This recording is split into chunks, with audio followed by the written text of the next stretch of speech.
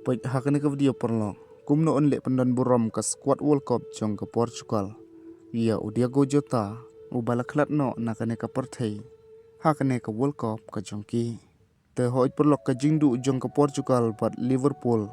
Ia Diego Jota kadai ka wena ka jingdu nang ka bakrau. Ia ka Portugal bat kumjuru ia ka Liverpool. Bat kham tam haka football hi baro ka we.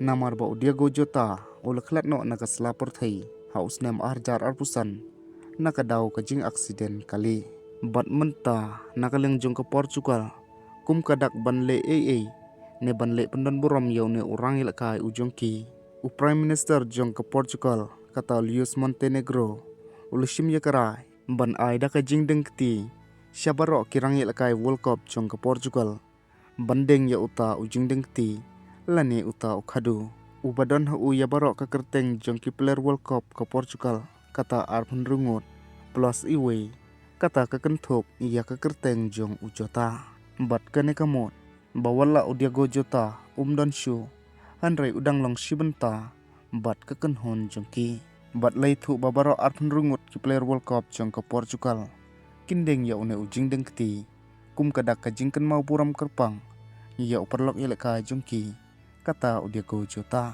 Syuk laithu ba Ruben Neves. Ubri bayajan perlok bha bat Diego Jota. Unpong ya ka nambar jong Diego Jota. Kum kadak ka jing buram kerpang. Ia uperlok jong ha ka World Cup. Bat habangi phai na kaling Diego Jota.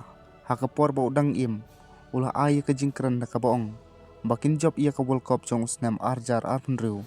Na kabenta Cristiano Ronaldo.